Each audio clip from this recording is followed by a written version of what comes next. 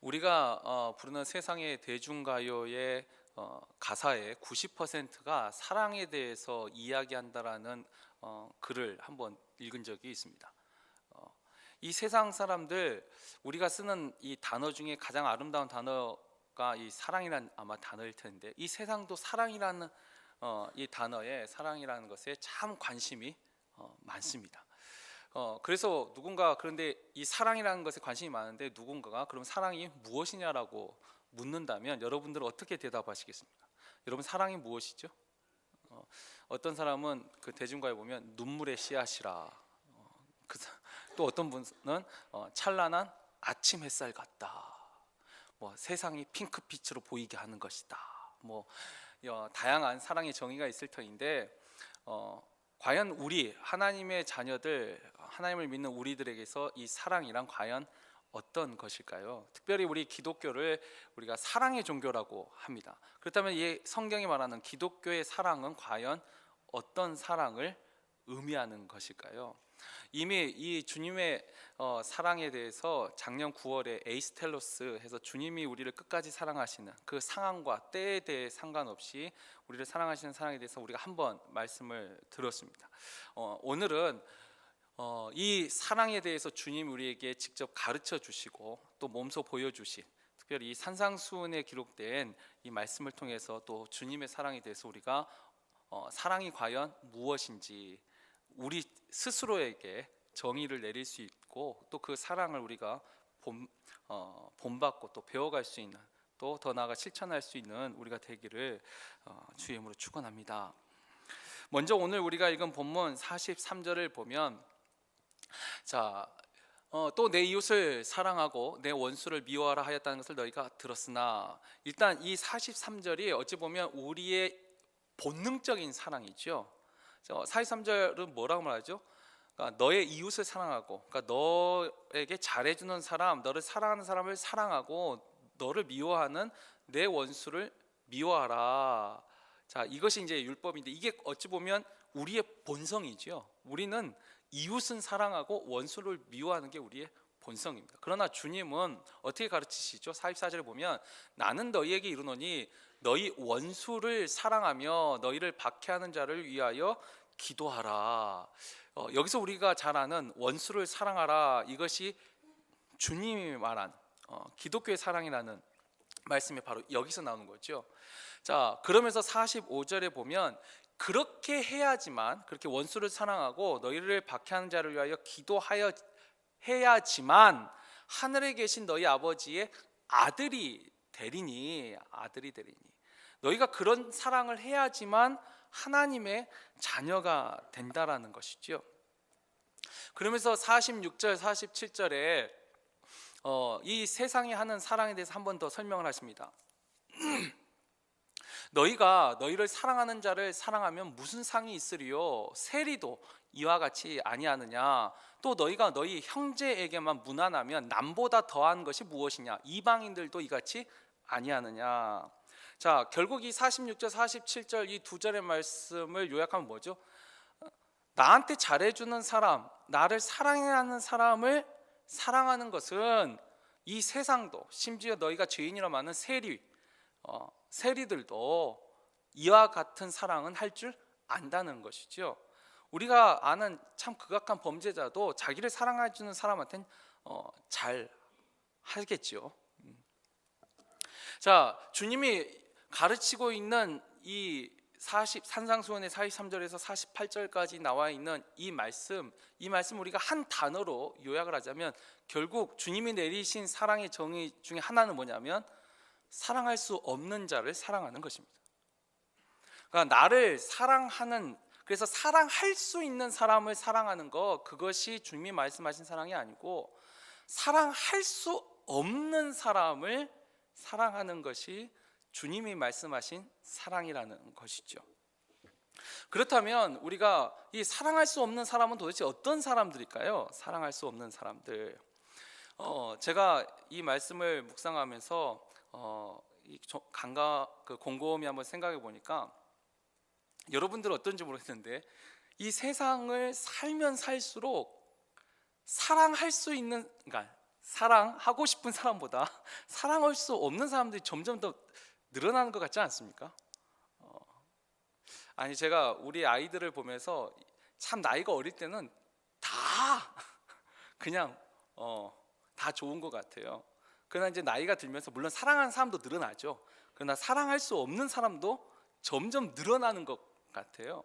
그래서 사랑할 수 없는 사람들 과연 어떤 사람들이 있을까 한번 생각을 해봤더니, 먼저 우리가 가장 쉽게 생각할 수 있는 것은 우리가 생각하는 일반적인 죄인들, 범죄자들이 있겠죠.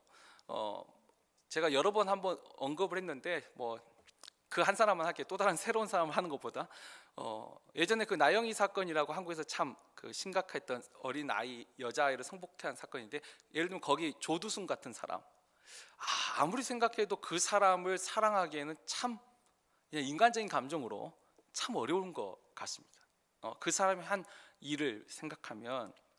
또 예수님 당시에는 대표적인 사람들이 바로 이 세리였습니다. 세리와 창녀들.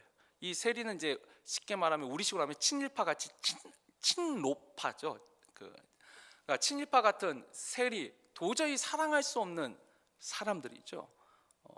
자, 이와 같이 우리가 일반적인 이런 범죄 죄인들을 우리가 사랑할 수 없는 자라고 생각할 수 있을 것입니다. 그 다음에 또 어떤 사람들이 있을까요? 그런 범죄자들은 아니지만, 실질적으로 범죄를 저지르지는 않았지만 이 예를 들면 그냥 좀 교만한 사람들도 있지 않습니까? 뭐 약간 이기적인 사람들도 있고, 그냥 그 사람의 인격과 성품이 좀 잘난치 않은 사람들. 우리가 뭐 대부분 다 그렇지 않습니까? 잘난치 않은 사람을 좋아하는 사람은 별로 없잖아요. 교만한 사람들, 뭐 오만한 사람들, 또는 이기적인 사람들, 자기 입속에 밝은 사람들, 우리가 또 이런 사람들 사랑하기에는 좀 어려운 것 같습니다. 또 어떤 사람들이 있을까요? 자, 이렇게 범죄자와 또 그런 인품이 좀 이게 부족한 사람들, 분명히 우리가 사랑하기에는 좀 어려움이 있는 사람들이죠. 그러나 일단은 나하고는 좀 거리가 있는 사람들입니다. 근데 이 사람들 중에 이제 나하고 직접 관계가 되는 사람들이 있습니다. 그러니까 나를 이제 직접적으로 싫어하고 나를 괴롭히는 사람들이 있습니다. 뭐 어린 아이들 같은 경우는 학교 가는데 자기를 왕따시키는 친구들, 그러니까 왕따를 남의 이야기로 들을 때는 그러면 안 되지. 근데 이제 이것이 나의 이야기가 됐을 때 또 다른 감정이 나오지 않습니까? 남의 이야기는 우리가 안타까움에 뭐 동정할 수도 있고 또 화를 낼 수도 있지만, 나의 이야기가 되면 분노가 되고 증오가 생기듯이 이제는 나를 싫어하고 괴롭히는 사람들이 조금씩 더 늘어나는 것 같습니다. 뭐 직장에서도 늘 우리가 다 좋은 사람만 있으면 얼마나 좋겠어요. 근데 이제 직장에서도 직장을 옮기는 가장 큰 이유 중에 하나가 물론 이제 그 복지라든지 혜택 이런 것도 있는데, 꼭 순위에서 1, 2위를 다투는 게 뭐냐면 사람 관계가 힘든 거죠. 꼭 직장에서도 괴롭히는 사람이 꼭 한두 사람은 있다고 해요. 한국에서 예전에 통계 조사를 봤더니 직장 안에 꼭 한두 사람은 나를 힘들게 하는 사람이 있다는 거죠. 상사가 될 수도 있고 동료가 될 수도 있고, 때로는 부하 직원들 속에서도 나를 괴롭히는 사람이 있더라는 것이. 자, 이와 같이 그 뭐 학교에서나 또 직장에서나 또 여기서만 나를 괴롭히는 사람이 있을까요? 우리가 이 마태복음 그 뒤에 10장 36절에 가보면 우리가 참 잘 아는 말씀이 있지요. 사람의 원수가 어디에 있다고요? 집 안에 있다고 있습니다. 이건 주님이 하신 말씀이죠. 사람의 원수가 곧 집안 식구니라. 자, 이 우리가 참 사랑할 수 없는 사람들, 어찌 보면 참 아이러니한데 가장 사랑해야 될 사람이 가정에 있잖아요. 가족이잖아요. 근데 이 안에서 원수가 있는 거죠.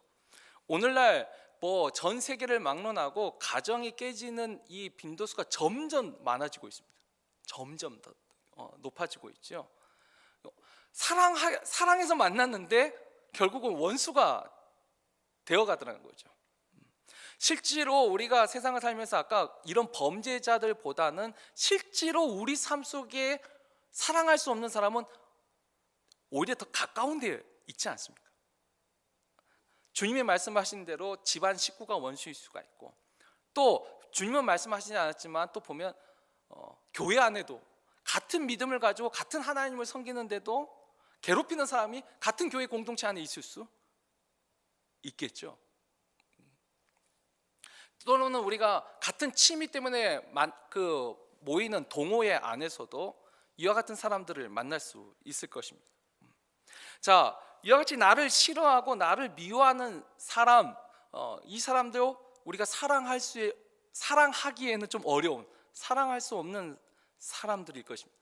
근데 또 삶을 살다 보면 이것보다 조금 더 사랑하기 힘든 사람이 있지요. 어떤 사람일까요? 여러분들은 살면서 어떤 사람이 가장 사랑하기 힘들던가요? 죄송합니다.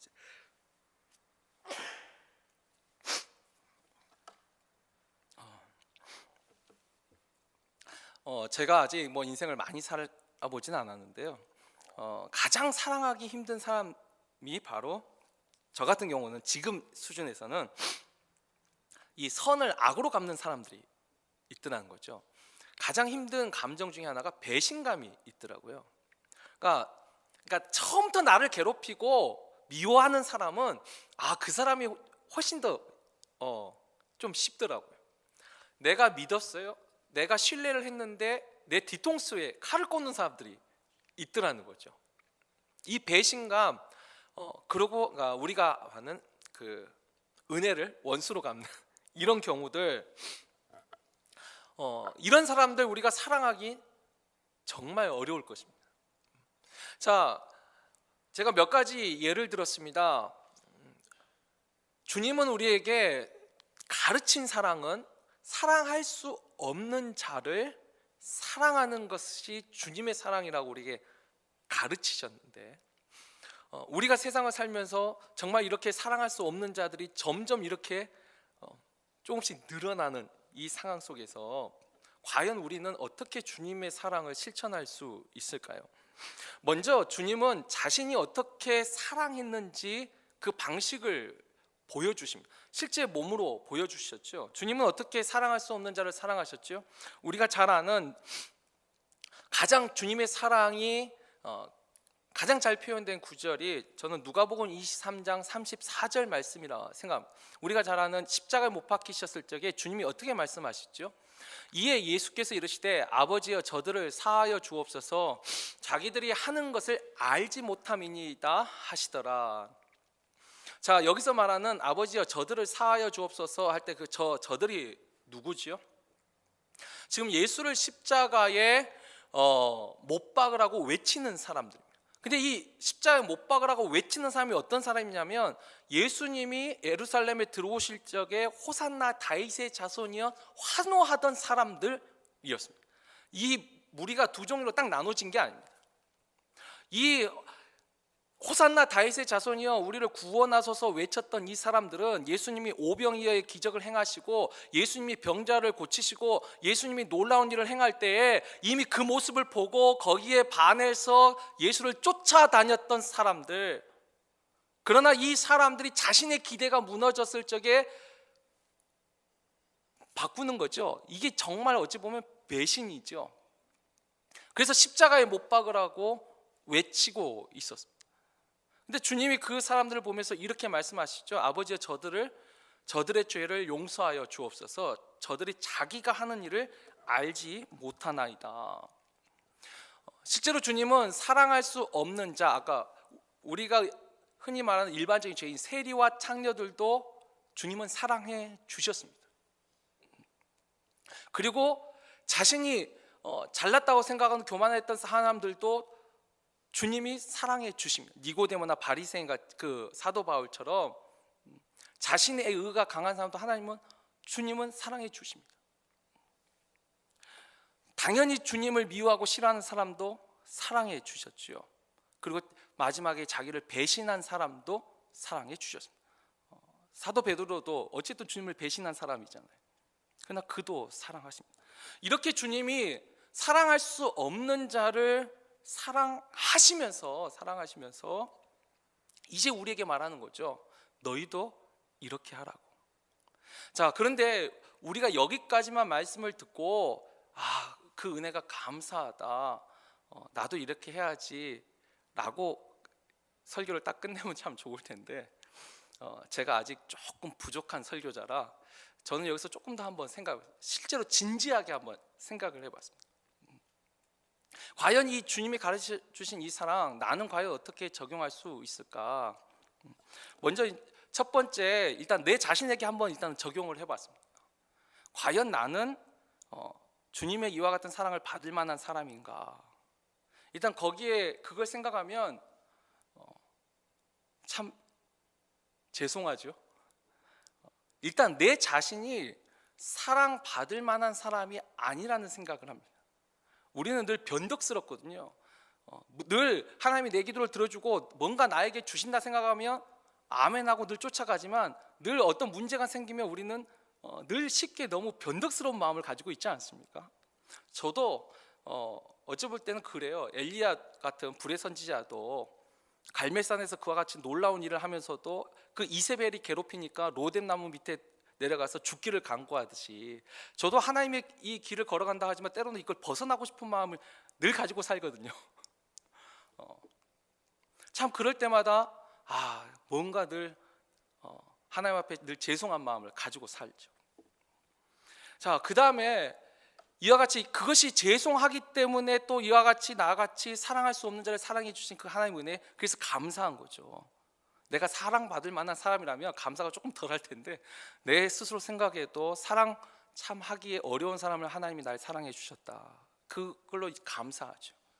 그리고 두 번째로 이제 주님이 나에게 말씀하셨기 때문에 나도 이런 사랑을 해야 되는데 그럼 나는 어떻게 사랑할 것인가?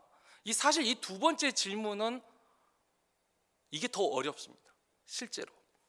그러니까 나에게 적용했을 때 그 사랑에 감사하는 것까지는 너무 좋았는데 이것을 이제 내가 실천을 하려고 했더니 이 질문의 무게가 결코 가볍지 않더라는 것이죠. 아까 말했듯이 정말 사랑할 수 없는 자들을 도대체 어떻게 사랑을 해야 될까요? 어떻게? 제가 거기서 찾았던 일단 답은 아마 제가 그것을 너무 어려워하기 때문에 그것이 고민이 되었기 때문에 어쩌면 이 말씀들은 이 구절들이 제 눈에 들어왔는지 모르겠는데 일단 주님이 어떻게 사랑하셨는지를 다시 한번 생각을 해봤습니다. 정말 주님은 어떻게 원수를 사랑하셨을까? 어떻게 사랑할 수 없는 자들을 사랑하셨을까? 근데 주님도 사랑하실 때 모든 사람을 다 그렇게 사랑하신 건 아니더라고요. 우리가 한 가지 예를 들어보면 마태복음 23장 13절에 가보면 이 외식하는 서기관과 바리새인에 대한 이야기가 나옵니다. 그냥 서기관과 바리새인이라는 직업군 자체를 주님이 외면한 건 아니고요. 서기관과 바리새인 중에 외식하는, 그러니까 알면서도 그것을 그러니까 알면서도 이게 아니란 걸 알면서도 죄를 행하는 사람들, 이 사람들에 대해서는 주님도 아주 혹독하게 비판을 하시고 계시더라고요. 그리고 또 하나, 오늘 우리가 읽었던 본문 45절에서도 우리가 또 힌트를 하나 얻을 수 있습니다. 45절에 보면은 하나님이 그 해를 악인과 선인에게 비추시며 비를 의로운 자와 불의한 자에게 내려주심이라.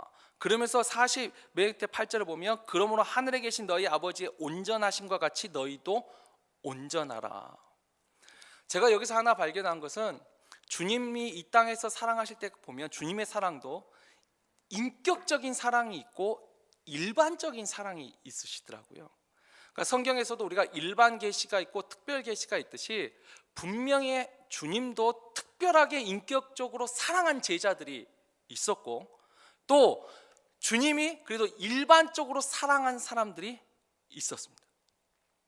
이 인격적인 사랑과 일반적인 사랑이 다른 거, 결국 해와 비를 의인에게만 주시는 게 아니라 모든 악인에게도 골고루 이것을 일반 은총이라 하지요.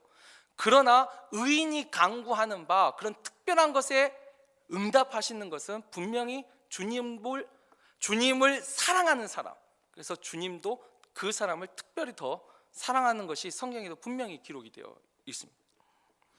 자, 그렇다면 이 인격적인 사랑, 이건 주님을 사랑하는 그 사람들, 제자들에 대한 주님의 사랑이니까 뭐 거긴 더 말할 것이 없고, 그러면 과연 일반적인 사랑이란 또 어떤 사랑일까요? 거기에 대한 힌트를 저는 로마서 12장 또 19절에서 21절 말씀에서 봅니다. 자막은 준비되어 있지 않은데 여러분은 너무나 잘 알고 있는 말이죠. 원수가 줄이거든 먹을 걸 주고, 목말라 하거든 마실 것을 주고, 악을 악으로 갚지 말고 선으로 악을 이기라. 저는 이것을 주님이 말씀하신 일반적인 사랑이라고 생각을 합니다. 그 사람에게 그 사람이 필요한 것이 있다면 공급해 주는 것이죠. 그리고 그 사람이 비방한다 해서 똑같이 비방하지 않는 것이죠. 우리가 일반적으로 세상에서는 아까 그랬죠, 나에게 잘하는 사람한테 잘하는 건 당연한 거고, 자, 나에게 잘못하는 이런 사랑할 수 없는 자에 대해서 우리의 그냥 일반적인 태도는 뭘까요? 아까 뭐 조두순이라는 사람일 수도 있고, 왕따시키는 이런 아이들일 수도 있고, 괴롭히는 사람이 있다면 우리는 일반적으로는 어떻게 하죠? 우리는 일반적으로 비방합니다. 나 그냥 속된 말로 뒷담화 깐당하죠. 뒤에서 직장 상사 괴롭히면 뭐 그날 저녁에 뭐 술 한잔 먹든지 세상에서 이제 그때는 부장도 아니고 그놈 되는 거겠죠. 비방을 하고 또 그 다음에 모함을 하고, 이 사람은 이렇고 이 사람은 이 사람 저 사람한테 이 말을 계속 퍼치죠. 일반적으로 그렇게 하지 않습니까? 사람들이. 또 거기서 이제 조금 심하면 보복하죠. 이제 기회가 딱 생기면 그것을 탁 치고 들어가는 거죠. 자, 이게 일반적으로 사랑할 수 없는 사람들에 대한 세상의 태도라면 주님은 우리에게 말씀하시죠. 그렇게 하지 말라고. 그 악을, 너를 비방한다 해서 똑같이 비방하지 말고, 너를 모함한다 해서 똑같이 모함하지 말고, 너를 중상모략하면서 사람들에게 말한다 해서 너도 똑같이 사람들에게 말하지 말고, 저가 너를 찌른다 해서 너도 저를 찌르지 말고. 일단 이것이 일반적인 사랑. 그들이 하는 것처럼 하지 말라는 것. 그리고 또 하나 더 나아가서 인격적으로 사랑할 수 없더라도, 인격적인 사랑까지는 어려운 것 같아요. 주님도 거기까지 말씀하시지 않은 것 같아요. 근데 그 사람이 목말라하고 마시고 정말 필요한 것이 있다면 도와주라는 것. 그리고 하나 더 예수를 믿는 사람 우리에게 가능한 한 가지가 더 있죠. 그건 오늘 본문 44절에도 나와 있죠. 나는 너희에게 이르노니 너희 원수를 사랑하며 너희를 박해하는 자를 위하여 기도하라. 기도할 수 있습니다. 자, 여기서 말하는 그 기도라는 거 어떻게 기도하는 것일까요? 물론 하나님 앞에 나의 억울한 심정을 마음을 토할 수 있습니다. 그렇게 기도할 수 있습니다. 당연히 그렇게 기도해야 되죠. 그러나 그 다음에 그 사람을 위하여 기도하는 것, 아까 내 마음을 토하는 거, 그 기도는 그냥 내 마음을 토하는 거고, 나의 억울한 심정을. 근데 그 사람을 위하여 기도하라고 했잖아요. 위하여서는 어떻게 기도해야 될까요? 이걸 진짜 기도해 보려고 하면 이게 얼마나 어려운 건지 아실 겁니다. 한번 다들 경험이 있으실 것 같아요. 저는 여기에 대해서 처음 경험한 것이 고등학교 2학년 때 경험해 봤습니다. 제 개인적으로는 정말 사랑하기 어려운 이 가정이 있었습니다. 정말 사랑할 수 없었습니다. 근데 제가 하나님 앞에 기도하러 올라갔는데, 산에 올라갔는데 기도문이 딱 막히는 거예요. 근데 계속 그 집만 생각나는 거예요. 다른 기도가. 그때 저도 이제 입시를 놓고 하나님 앞에 부르짖어 기도할 때인데 그 기도는 나오지도 않고 그 집만 생각나는 거예요. 너무 가슴이 답답한데 이 가정을 위해서 기도를 해야지만 내 기도가 나오겠더라고요. 너무 힘들더라고요. 제가 언제 한번 그 설교 시간에 한번 말한 것 같은데요. 그때 제가 했던 기도가 뭐냐면 너무 힘들게 찾았는데, 기억나세요? 들은 분 계시나? 하나님 땡땡땡 그 이름 불러가면서 잘 먹고 잘 살게 해주세요 라고 기도를 했어요. 그 말밖에 안 나오더라고요. 거기도 나와 같은 친구였는데 그 부모님하고 하여튼 관계가 좀 어려웠었어요.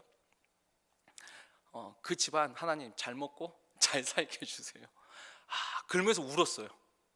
너무 억울해서. 그렇게 그 기도 해놓고도 너무 슬프더라고요. 그런데 그렇게 하고 나니까 내 기도가 터지더라고요. 그리고 하나님은 참 멋있게 그 관계를 회복시켜 주셨어요. 그건 뭐 제가 할 얘기는 아니고, 아무튼 우리가 사랑할 수 없는 사람을 위해서 해줄 수 있는 그 기도, 이와 같은 기도일 수도 있고, 제가 이제 조금 더 이제 신앙이 조금 더 성숙을 했어요. 아주 많이 성숙하지 못했고 더 가야 할 길이 멀긴 한데, 그 다음에 제가 찾은 것은 아무래도 그 사람을 놓고, 범사를 놓고 기도하기는 정말 힘들더라고요. 그 사람의 형통을 놓고는. 근데 그 다음에 제 마음에 평안과 평온함을 주는 기도가 뭐냐면 그 사람의 영혼을 놓고 기도합니다. 하나님, 그래도 저 영혼을 붙잡아 주시고 구원해 달라고. 그 기도는 좋더라고요. 여기까지는 제가 발견한 겁니다. 이건 성경에 나와 있는 것도 아니고요, 그냥 저의 수준이에요. 저보다 훨씬 더 높은 수준을 가지신 분들이 많습니다. 우리가 잘 아는 사랑의 원작포탄이 손양원 목사님, 제가 그 분의 이야기 책을 읽었지만 이게 진짜 과연 가능할까? 나라면 가능할까? 제 스스로도 많은 퀘스천 마크를 붙입니다. 우리가 믿음에 있어서도 그 분량이 다 다르듯이 사랑하는 수준도 분량이 다른 것 같습니다. 제가 목회자로서 이와 같이 말씀을 가르치고 설교하고 있지만 저보다 더 큰 사랑의 은사, 거의 은사 수준의 사랑을 가지신 분들이 계세요. 제가 뭐 만나 뵀던 분들 중에서도 정말 고개가 숙여지는 그런 마음을 가지신 분들이 계시더라고요. 적어도 우리가 이 말씀을 듣고 어느 한 수준에, 우리가 주님의 수준에 다 도달하면 정말 좋겠죠. 저도 그걸 사모합니다. 그러나 아직 저는 뱁새인 것 같아요. 이 뱁새가 황새 쫓아가다가 다리 가랑이가 찢어진다고. 근데 뱁새의 걸음이나마, 그래도 종종 걸음이나마 노력하는 거죠. 해보려고. 적어도 정말 내가 사랑하기 힘든 그 사람을 위해서 기도를 해봤기 때문에 그 괴로움을 알고 그 고통을 알고 그 가운데 제가 그래도 찾은 답이 있었습니다. 아마 여러분들은 저보다 더 어쩌면 더 나은, 더 높은 수준의 답을 찾으셨을지도 모르겠습니다. 근데 주님은 아마 그 수준의 사이 없이 중요한 거 하려고 노력하는 그 마음을 주님은 인정하시리라 저는 생각합니다. 제가 비록 손양원 목사님 같은 수준에 도달하지 못했지만 내가 그래도 기도하려고 하고 세상이 하는 것처럼 사랑할 수 없는 자를 미워하지 않으려고 노력하고 그를 위해서 기도하려고 몸부림친다는 것, 그래도 하나님은 저는 아신다고 믿습니다. 아마 우리 모두도 어느 수준의 그 수준을 이야기하는 것보다는 주님이 말씀하신 것처럼 적어도 우리에게 있어서 사랑이란 사랑할 수 없는 자를 사랑하는 것, 적어도 우리의 사랑의 정의 중에 하나는 이것이 들어가야 될 줄 믿습니다. 우리가 앞으로 다음 주 2주 더 주님의 사랑에 대해서 묵상할 텐데, 이 주님의 사랑, 작년 9월에 들었던 것처럼 에이스텔로스, 끝까지 사랑하시는 그 사랑, 또 사랑할 수 없는 자를 사랑하시는 그 사랑, 이와 같은 사랑의 정의가 우리 가슴에 새겨지고 또 우리가 그 사랑을 닮아가도록 힘쓰고 노력할 수 있기를, 그래서 결국 하나님 앞에 잘했다 인정받을 수 있는 저와 여러분 되기를 주의 이름으로 축원합니다.